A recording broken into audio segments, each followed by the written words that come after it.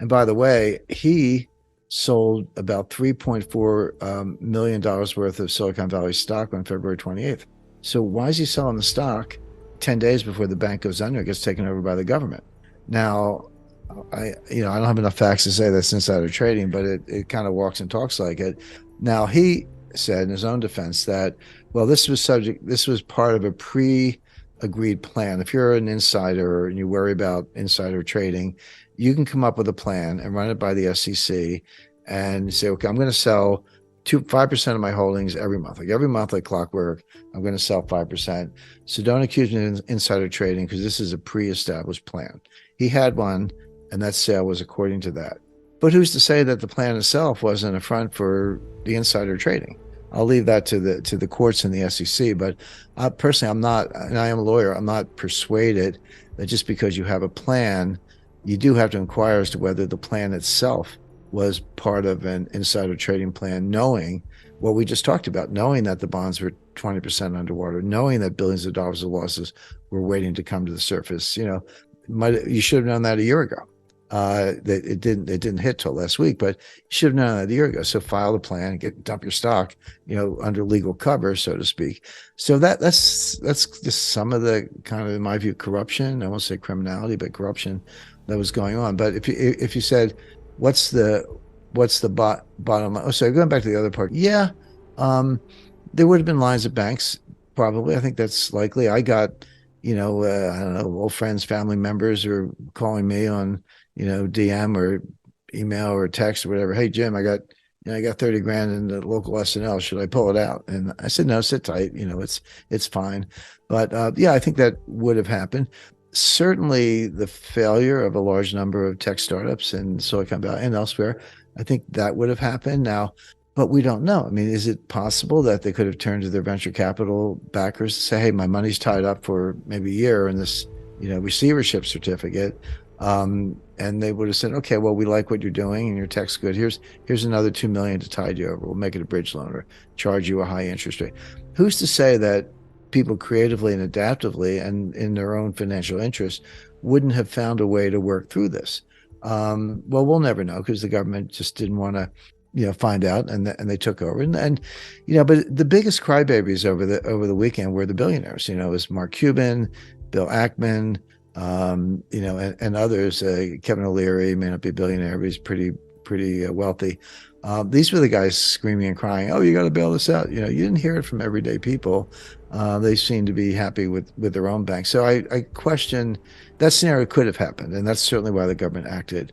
But I question whether there wouldn't have been, some benefit of letting the chips fall where they will. Hey, you like this company? We'll put up some more money because sorry, they got no liquid asset, and that's their blunder. And maybe risk managers around the country would have sat up and said, well, I need to do a better job. There are futures, there are options, there are ways to kind of sell your portfolio in stages and take the loss a little bit at a time. There are ways to manage around that, but everyone was just depending on the Fed because after all, the Fed has bailed out every crisis since 1994 and probably earlier. But the last point, yeah, the banking system, whatever the ownership structure, is de facto nationalized because when you guarantee something, and the Fed has guaranteed all the portfolios and all the deposits, the FDIC has guaranteed all the deposits, and the Fed has guaranteed against portfolio losses because they said they'll take the bonds and give you 100 cents on the dollar.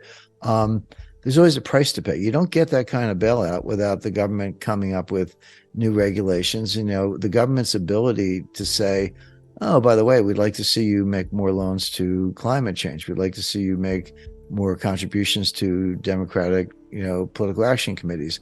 We'd like to see you,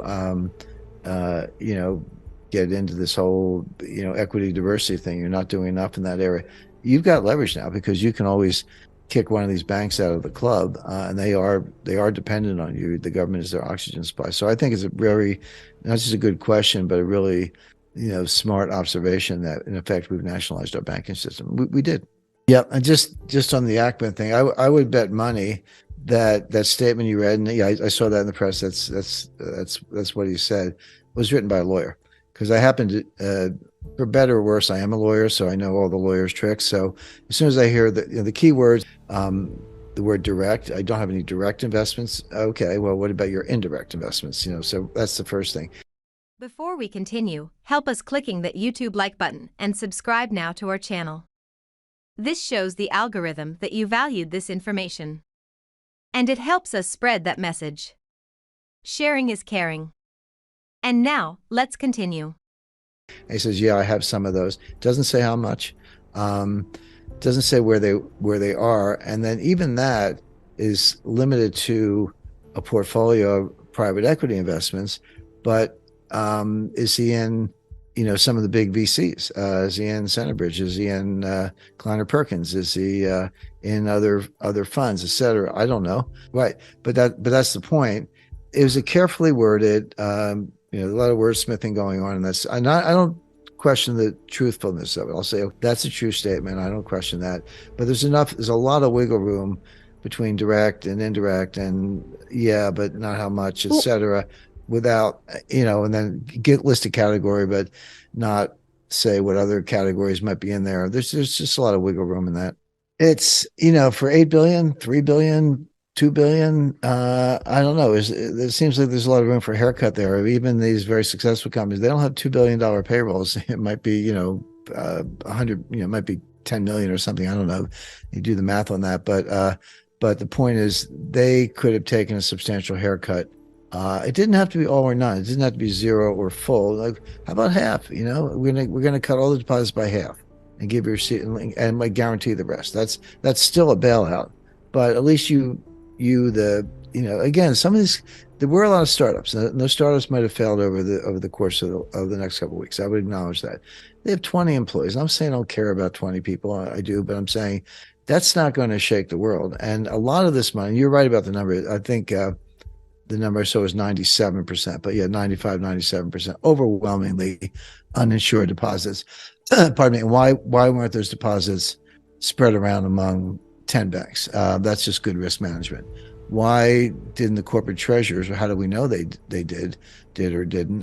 Why didn't the corporate treasurers buy, you can buy credit default swap insurance on banks. You can buy credit default swap insurance on, any kind of market volatility. Why didn't they have insurance? Why didn't they have swaps? Why didn't they have futures? Why didn't they have options? Why didn't they spread the money around? Why didn't they diversify?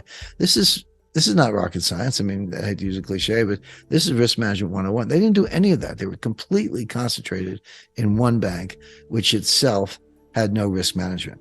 So, or no competent risk management. So my sympathy is very limited. And by the way, if it's a humanitarian issue, and yeah, that's the way a lot of people are framing it, you're right.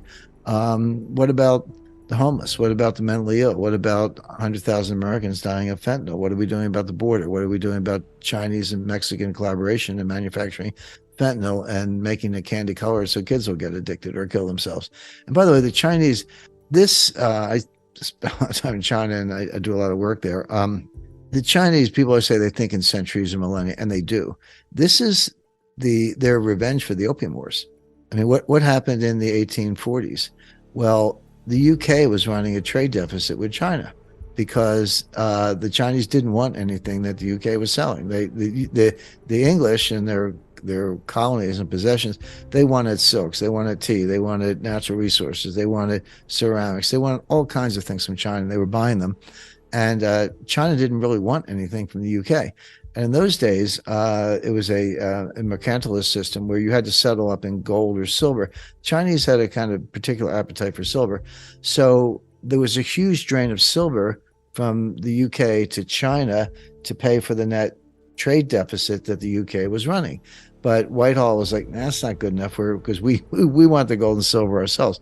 So they had a task force and said, what can we sell the Chinese? Well, they'll have to pay for it and they'll balance out the trade. The answer was opium, because the British had northern India and Afghanistan.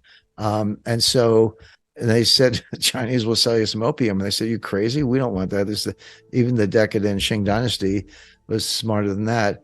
And the British said, too bad. They sent the Royal Navy into Hong Kong and they blasted the port open with cannon fire and took over and forced the Chinese to buy the opium. And then not the entire, but a large segment of the population got addicted. I mean, you've seen people with pipes and opium dens. They look emaciated, and they are. But we got the Chinese, this is the British. The Americans had a hand in it, the Delanos and others, but got the Chinese hooked on opium so they could solve the balance of trade problem. And the Chinese never forgot it, because they went from the Opium Wars to the Boxer Rebellion. There was a Taiping Heavenly Path Rebellion, took over half of China, and then the unequal treaties, and then the Japanese invasion, and the Civil War, other period, the warlords in the 1920s. So China went through 120 years of chaos and turmoil until finally Mao Zedong took over. But they never forgot about the Opium War. So now they're turning that around on us. They're selling us fentanyl. Hey, let's get the Americans addicted. Let's kill the Americans. And they are.